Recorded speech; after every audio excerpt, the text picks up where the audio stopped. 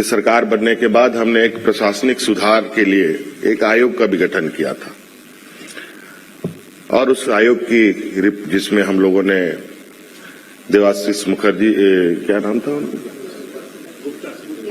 देवाशीष गुप्ता जी को बनाया था। उनका रिपोर्ट भी सबमिट हो चुका है। कई बार जब याद आया तो इस बात को हमने सामने रखा, अपने पदाधिकारियों के सामने रखा, लेकिन संयोग बन नहीं पाया कि उस पर हम लोग उसके निचोड़ क्या हुए, उस पर हमें आगे क्या काम करना चाहिए, उस पर आगे कैसे बढ़ना चाहिए, इस पर अभी हम लोग नहीं पहुंच पाए। हालांकि इस विषय पर हमने कहा भी है कि उस रिपोर्ट की एक अध्ययन आवश्यक है ताकि प्रशासनिक व्यवस्था में क्या मूलभूत सुधार करने की आवश्यकता है, उस सुधार की दिशा में आगे बढ़ा जाए। जब तक प्रशासनिक व्यवस्थाएं मजबूती से स्थापित नहीं होंगी तो कोई भी प्रोग्राम, कोई भी योजनाओं को सही तरीके से अमल में लाना भी काफी चुनौती भरा हो सकता है। मैं इस विषय पर हमेशा प्रयासरत रहता हूं कि हमारी प्रशासनिक व्यवस्था काफी मजबूती के साथ खड़े हो,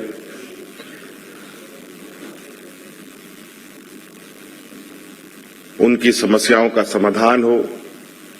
हमें कई जगह अलग अलग राज्यों में घूमने का मौका मिलता है, कभी कभी किसी समारोह में भी जाने का मौका मिलता है, कोई सरकारी प्रोग्राम के माध्यम से भी जाने का मौका मिलता है। उन सब जगहों में भी प्रशासनिक व्यवस्थाओं को थोड़ा हम समझने की कोशिश करते हैं।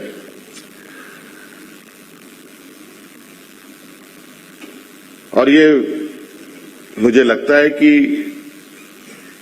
ये बात बिल्कुल स्पष्ट है, प्रशासनिक व्यवस्था मजबूत नहीं है तो राज्य को आगे बढ़ाना बड़ा मुश्किल है। झारखंड तो वैसे भी कई चुनौतियों से जूझ रहा है। राज्य बनने के बाद कई उतार चढ़ाव इस राज्य ने देखे, राजनीतिक उतार चढ़ाव देखे, कई चुनौतियां सरकार के पास रहीं। आज जहां झारखंड को होना चाहिए था उसके विपरीत आज देश के सबसे पिछड़े राज्यों में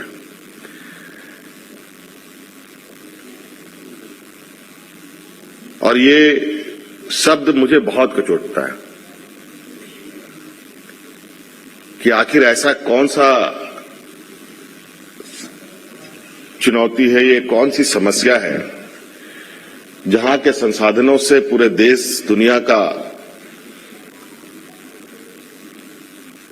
अर्थव्यवस्था हो, वहां के उद्योग हो, सब चीज संचालित होती है और यहां के लोग बहुत परेशानियों में, बहुत चुनौती भरा जिंदगी काटते हैं।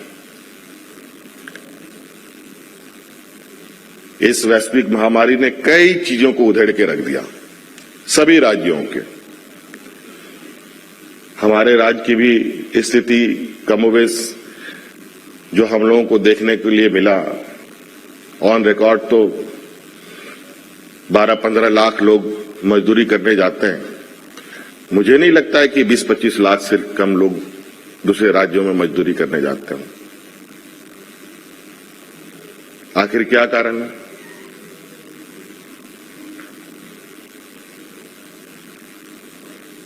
या तो फिर हमारी व्यवस्थाएं ठीक से काम नहीं कर रही हैं। व्यवस्थाएं काम नहीं कर रही हैं तो इसका कारण क्या है?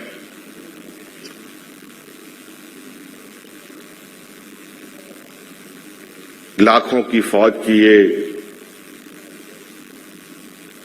सरकारी व्यवस्था, प्रोजेक्ट बिल्डिंग से लेकर प्रखंड कार्यालय तक, यहां तक कि पंचायतों तक हमारी सरकारी व्यवस्थाएं खड़ी हैं।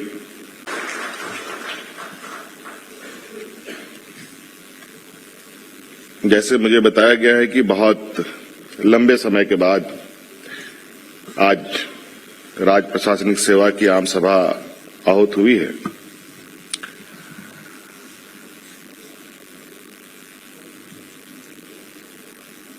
जब से हमने ये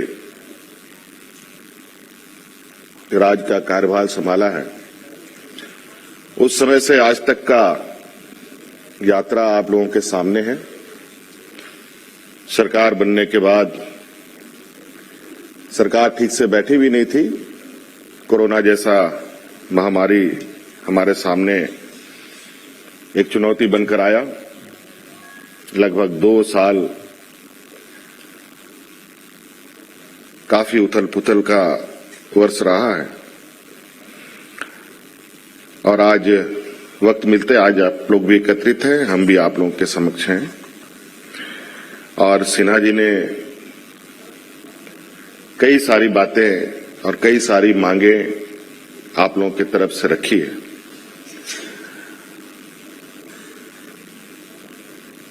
मेरा ये मानना है, राज्य प्रशासनिक सेवा के पदाधिकारी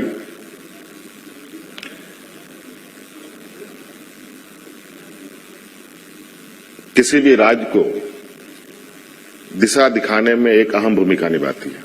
साल हो गए हम लोग के राज्य के अलग हुए, बहुत सारी चीजें,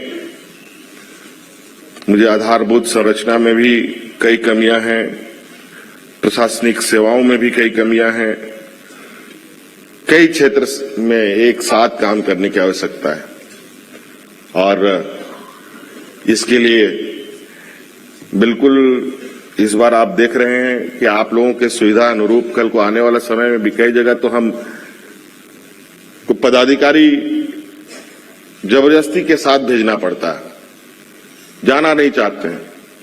कई ऐसे हमारे राज्य हैं, जिले हैं राज्य में, जहां कुछ आधारभूत संरचनाओं की घोर कमियां हैं। न सही अस्पताल, न सही स्कूल, न सही कहा जाए कि वहां का वातावरण। अब कोई डीसी किसी जिले में भेजे जाते हैं, वो भी अपना परिवार के साथ जाता है, लेकिन बच्चों को पढ़ाएगा कहां?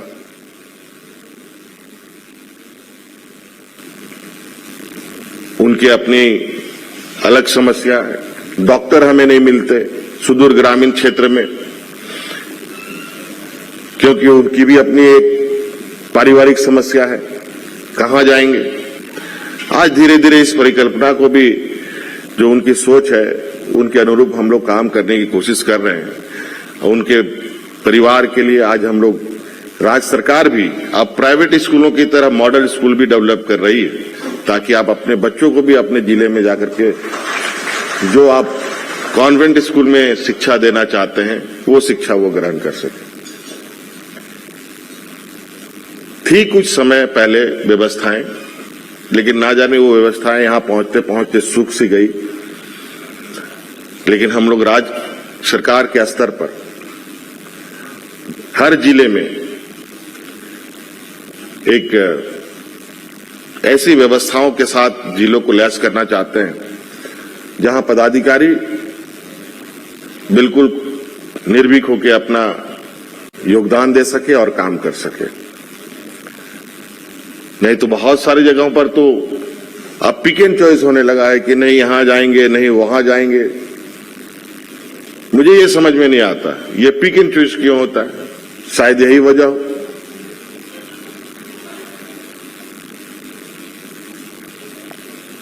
हमारे राज्य में नक्सल प्रभावित क्षेत्र पहले तो बहुत अधिक रहा है, अब तो यदा कदा आप लोग को सुनने को मिलता होगा कोई बीडीओ है, कोई सीओ है, कुछ लोग उन उग्रवादी क्षेत्रों में जाने से कतराते हैं। मुझे ये समझ में नहीं आता क्यों कतराते हैं। आपकी नियुक्ति में तो बाय डिफॉल्ट ये चीजें जुड़ी है कि आपको गांव-गांव, पंचायत में भी जाने की जरूरत पड़ सकती है। अगर आप वहां नहीं जाएंगे और बंद कमरे से काम होगा तो बिचौलिया जिसको हम कहते हैं, फिर अनवांटेड लोग जिनको हम कहते हैं, वो सक्रिय होकर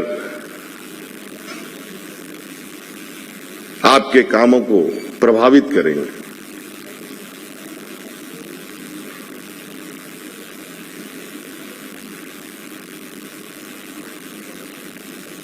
मैं नहीं कहता कि हर चीज 100% परफेक्ट हो सकता है, लेकिन मैं इतना जरूर कह सकता हूं कि मैक्सिमम परफेक्शन को हम अंजाम दे सकते हैं।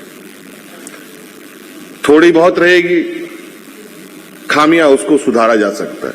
कहीं ऐसा हो कि कुछ ऐसी समस्या ऐसी उत्पन्न हो जाए कि उस समस्या का समाधान ही आने वाला समय में ना मिल पाए। जैसे आज हम कहें, आज जमीन विवाद को लेकर, आज सर्वे को लेकर हमारे इस राज्य में कई नियम कानून पूर्व से चले आ रहे हैं, जैसे सीएनटी एसपीटी कानून है, जहां पर आज के दिन में भी खतियानों में दादा परदादाओं का नाम है। उनको शायद हमारे पिताजी ने भी नहीं देखा होगा, उनका नाम है। और आज आने वाली पीढ़ी जो है वो इस चीजों को बहुत सही तरीके से ना समझ की वजह से कई विसंगतियां खड़ी हो रही हैं और उसका लाभ गलत सलत लोग ले लेते हैं।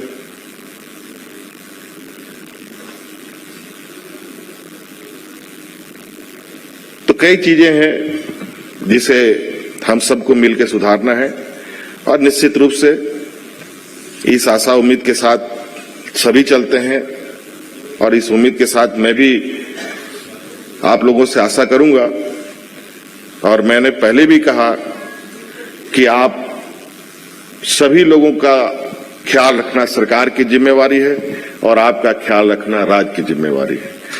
और आपकी इन सभी मांगों को मैं सहानुभूतिपूर्वक अतिशीघ्र समाधान करने का आपको आश्वस्त करता हूं। धन्यवाद। जोहार।